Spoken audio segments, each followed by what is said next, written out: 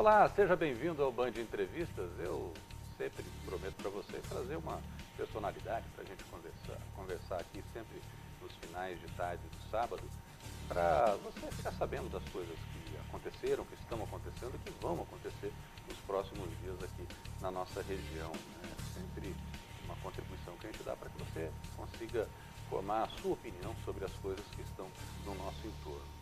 Hoje eu recebo aqui nos estúdios da TV Maringá a presença do presidente do Conselho de Arquitetura e Urbanismo do Paraná, o meu xará Milton Zanelato.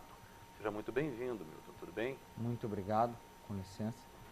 Uma satisfação enorme poder estar aqui na cidade de Maringá para conversar com vocês um pouco sobre arquitetura e urbanismo e o Conselho de Urbanismo do Paraná. Bom, vamos começar dando uma introduzida aí, né? Embora a arquitetura brasileira seja renomada, imitada, copiada, admirada no mundo todo, e a profissão de arquiteto devidamente reconhecida já há muito tempo aqui no nosso país, essa autarquia, que é uma função delegada da União para que se faça o controle dentro da profissão, o conselho, os conselhos profissionais, o conselho de medicina, o conselho de engenharia, o conselho, a ordem dos advogados, né, são conselhos que são função delegada da União. E o conselho da arquitetura e urbanismo, embora a gente já tenha uma história maravilhosa da arquitetura brasileira, ele é muito recente, começou há pouco tempo, estava lá associado com os engenheiros, né, e agora ganhou uma vida própria. Então eu quero começar fazendo uma perguntinha assim bem cabulosa, né? Para que a sociedade precisa de arquiteto? Bom, o arquiteto, na verdade, ele tem um papel fundamental na sociedade. Na verdade, a gente executa a arquitetura desde que o homem começou a ocupar as cavernas lá no nosso passado, nossos antepassados, quando ele começou a ocupar e entendeu que a ocupação de um espaço poderia melhorar a sua vida. Então, desde quando ele saiu de dormir ao relento e entendeu que ele dormia numa caverna, na hora que ele começa a fazer uma apropriação do fogo e ele entende que aquilo traz uma qualidade de vida. Então, desde aquele momento, o ser humano começou já a fazer arquitetura. A arquitetura, na verdade, ela é uma apropriação do espaço. Na hora que a gente ocupa um espaço, a gente está fazendo arquitetura. E justamente a profissão do arquiteto é a análise de como devemos fazer essa ocupação. O arquiteto é o profissional que ele vai te dar soluções técnicas, ambientais, de conforto, para melhorar a sua vida, a sua rotina de trabalho ou a própria cidade. Por quê? Porque é um profissional que ele estuda desde da pequena escala, da micro, seja às vezes um projeto de um mobiliário urbano, um projeto de uma cadeira, de uma mesa, onde você tem que ter algumas questões de ergonomia e conforto, a parte de decoração, que é a arquitetura de interiores, até numa escala maior, onde a gente passa desde a construção de edifícios até mesmo o planejamento urbano de uma cidade.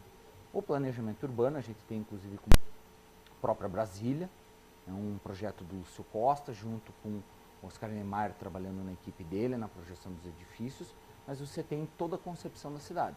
E vocês também são um dos grandes exemplos a respeito do planejamento. Maringá foi uma cidade planejada, onde você não teve uma ocupação desordenada do território e onde você vê isso na qualidade de vida da cidade. Tanto que Maringá é reconhecida como uma das melhores cidades do Brasil para se viver.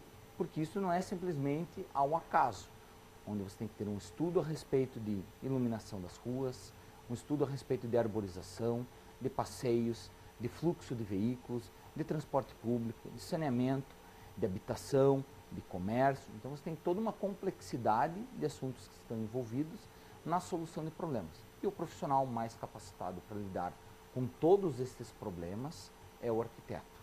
Então, ele é fundamental na melhoria de qualidade de vida. Então, se alguém quer ter uma casa melhor, acaba tendo que optar por um arquiteto. E é mais barato, né? Vamos falar sério. Quando você contrata um arquiteto, a sua obra tem um resultado final, inclusive econômico, muito melhor, né? O arquiteto, ele pensa no que você precisa para a sua casa, né? O seu ambiente, seja a casa, uma indústria, né? O que quer que seja, e te traz soluções. E no final da história, quando você passa a régua, quando você contratou o arquiteto, acaba sendo mais barato. Mas, enfim, não estamos falando aqui de uma questão econômica ou mercadológica, mas eu queria saber um pouco mais de como foi esse divórcio aí, a separação que vocês tiveram lá do CREA, né? Como é que foi estabelecido isso e que consequências a gente tem para a atuação dos arquitetos aqui no nosso estado? Na verdade, assim,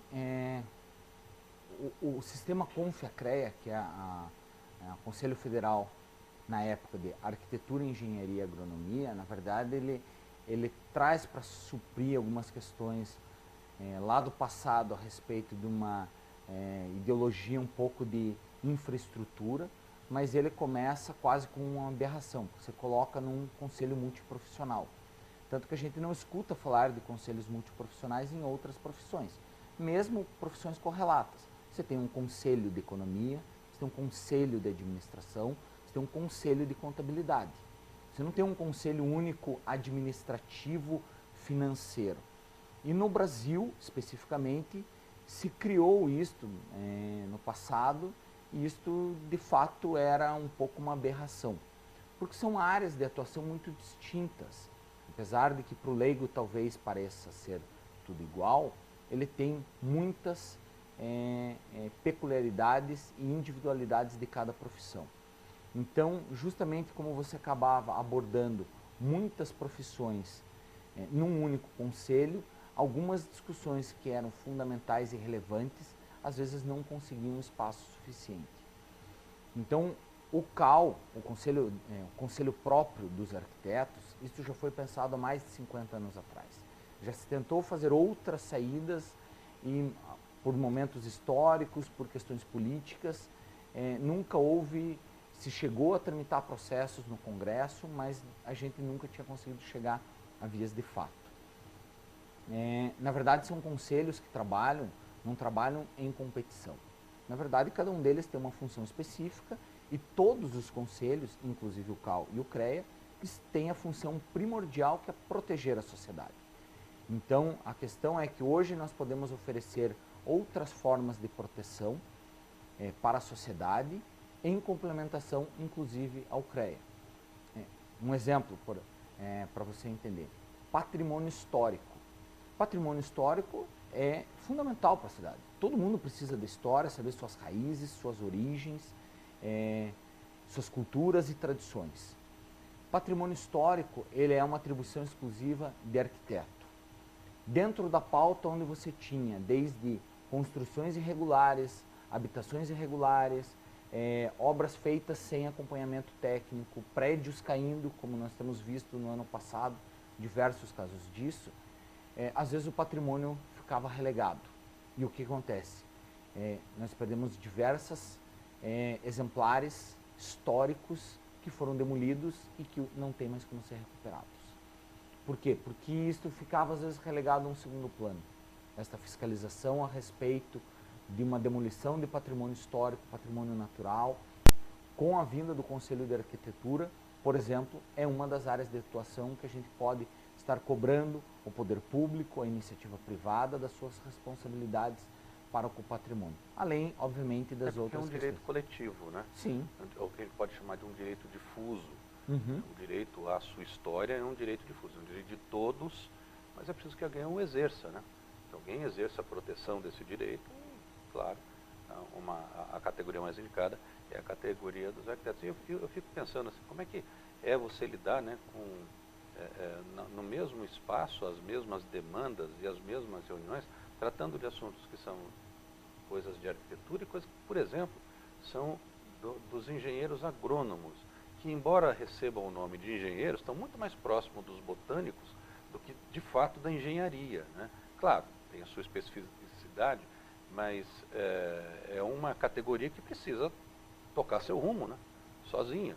Não faz muito sentido você ter arquiteto junto com engenheiro agrônomo, junto com... É porque o cara fala assim, não, mas engenheiro faz projeto também. A função não é fazer projeto, né? O projeto você faz para trazer a solução. O importante é encontrar a solução primeiro, né?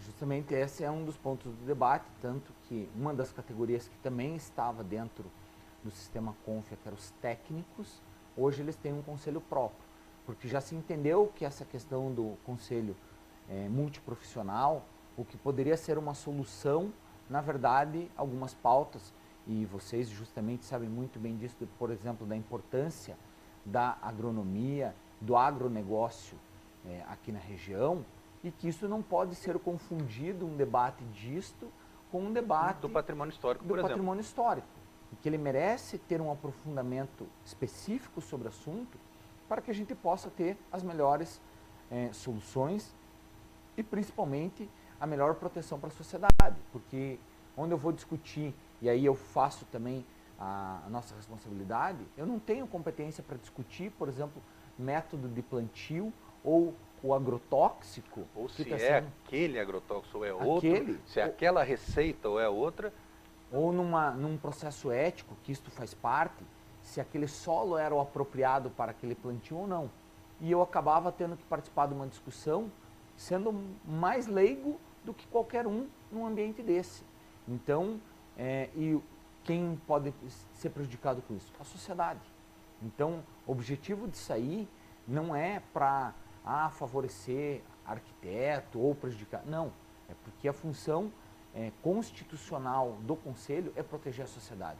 Então, nós temos que ver qual a melhor forma do Conselho poder atuar para proteger o cidadão. Mas aí eu vejo um problema, né, de ordem prática. O CREA conseguiu, com o passar do tempo, uma coisa que foi muito importante para ele, que é fazer com que os municípios fiscalizem as obras. Não sei nem se é constitucional isso, né? Mas você não consegue tramitar nenhum projeto na prefeitura sem que você apresente a guia de recolhimento e acompanhamento técnico, né? Que é a guiazinha específica. Então, para o CREA conseguir fazer a fiscalização e levantar fundos para manter as suas necessidades, não é tão complicado. Mas para os engenheiros agrônomos e para os arquitetos, vocês não têm essas facilidades. E aí, como é que vocês se viram para conseguir financiar e manter, né, a atuação efetiva e importante, necessária da profissão, sem esses instrumentos arrecadatórios? A gente ainda tem alguns instrumentos ainda. Uma das vantagens é que o Conselho de Arquitetura foi o primeiro conselho feito pós-Constituição de 88. Imagine, desde 88 a gente não tinha nenhum conselho profissional novo, mesmo com centenas de profissões novas que se desenvolveram nesses últimos anos. Então, o Conselho de Arquitetura, quando ele vem com uma legislação mais moderna e mais enxuta, principalmente aliando tecnologia nesta parte. Então, hoje, uma das coisas que é fundamental na nossa pauta é justamente a discussão sobre tecnologia e inovação. Um exemplo disso que afeta nas cidades. Antigamente, para você fazer um processo mesmo licitatório para pensar mobilidade urbana, vamos fazer uma licitação do transporte público, você tinha que fazer uma pesquisa de origem e destino dos cidadãos. Demorava às vezes 2 anos numa pesquisa dessa, e que é muito caro. Um dia no smartphone, você faz imediatamente. Você pode ter em tempo real. Nós tivemos tanto o Google quanto aplicativos como Uber e outros similares, onde estavam dizendo para o setor público, dizendo, vocês fizeram um decreto aí para diminuir a circulação de pessoas, aqui pelos níveis que a gente tem, diminuiu em 68%, vocês tornaram mais rígido isso, agora caiu de 68% para 64%. Eles têm um controle melhor do que a própria cidade. Então, nós temos que utilizar da tecnologia disponível no mercado para também ser tão eficiente. Antigamente, para eu ir fazer uma visita numa região, eu tinha que, às vezes, pegar o carro, mandar um fiscal ir lá. Hoje em dia, eu tenho algumas fotos de satélite, de Street View, em tempo real. Então, eu não posso utilizar uma estrutura antiga para fazer um sistema novo.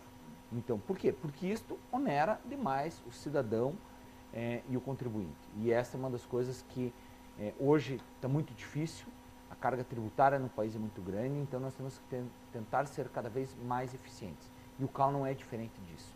Então, justamente, a gente tem algumas questões de investimentos permanentes em recurso, tanto que o CAL, por exemplo, já no seu nascimento, ele é inteiro online, digital, então Antigamente no CREA eu era você tinha que preencher lá um documento em 4 vias, assinado pelo proprietário, assinado pelo responsável, eles pegavam uma via, levava pessoalmente no CREA, para o CREA pôr no arquivo físico dele, passar os dados para um sistema de controle.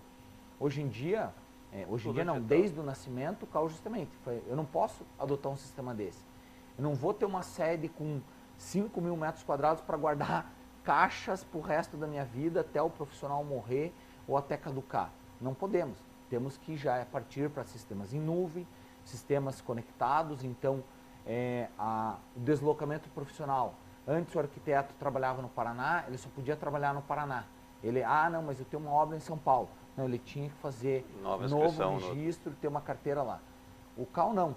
Eu sou do Paraná e se eu quiser hoje me mudar para São Paulo, mudar para Goiás, eu já atuo profissionalmente lá com a mesma anuidade, sem ter que fazer transferência de registro, sem ter que fazer transferência de documentação, acervo e tudo mais.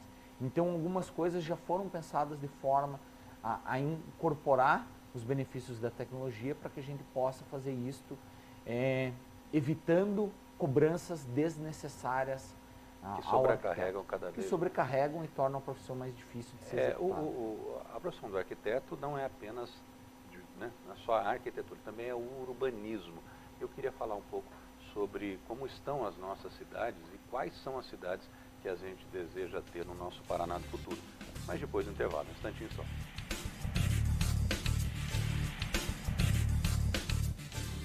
Você sabia que o que chega na tela do seu celular nem sempre é verdade? Antes de acreditar e compartilhar tudo que recebe, cheque, confirme primeiro. A maior parte da população não gosta de mentiras e ninguém quer ser enganado, não é mesmo? Se você também é contra as fake news e está do lado da verdade, fique de olho. Verifique tudo o que recebe antes de acreditar e compartilhar. Assim, cuidamos melhor um dos outros e nesse cuidado, falar ou compartilhar a verdade é fundamental. Band, estamos sempre de olho. Estamos de volta com o Band Entrevistas. Hoje nós estamos recebendo aqui o Milton Zanelato, que é presidente do Conselho de Arquitetura Arquitetura e Urbanismo aqui do Paraná. Eu deixei no bloco anterior, Milton, a questão do urbanismo, né?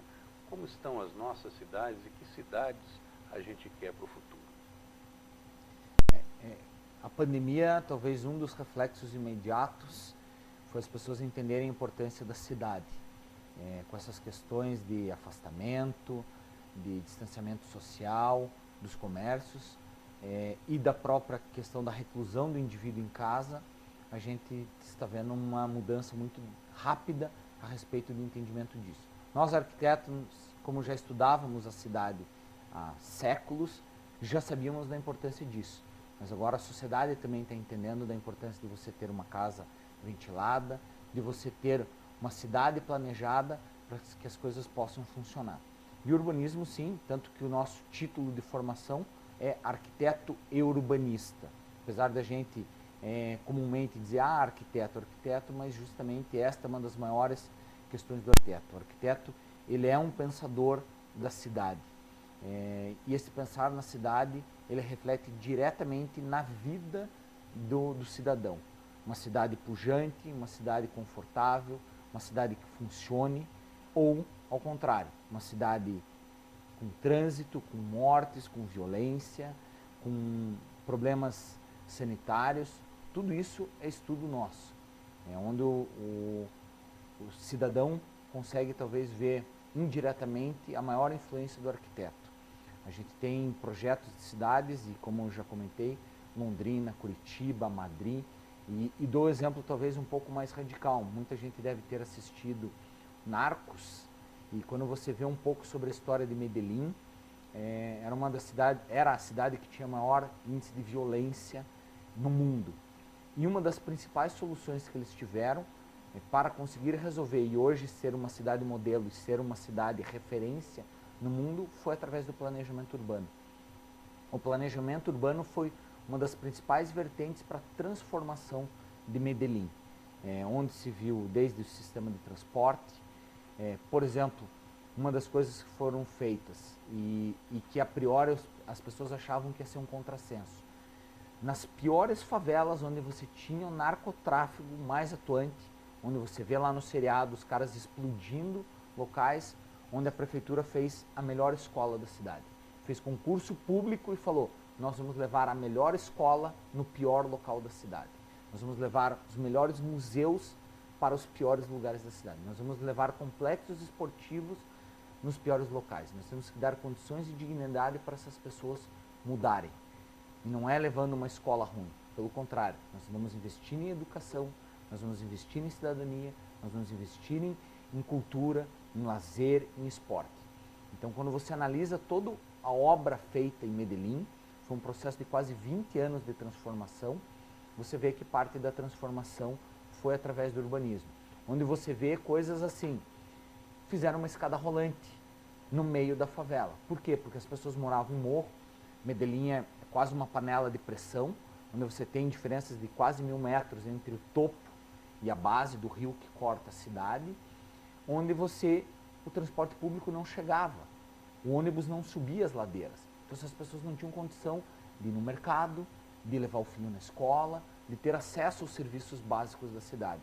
Então tiveram soluções desde escadas rolantes, teleféricos, para justamente conectar essas pessoas à cidade. Acho que o grande aprendizado que a gente tem de Medellín, e esse extraordinário trabalho que foi feito, foi que a violência, ela se aproveita da falta de ocupação dos espaços públicos pela própria população. Uhum.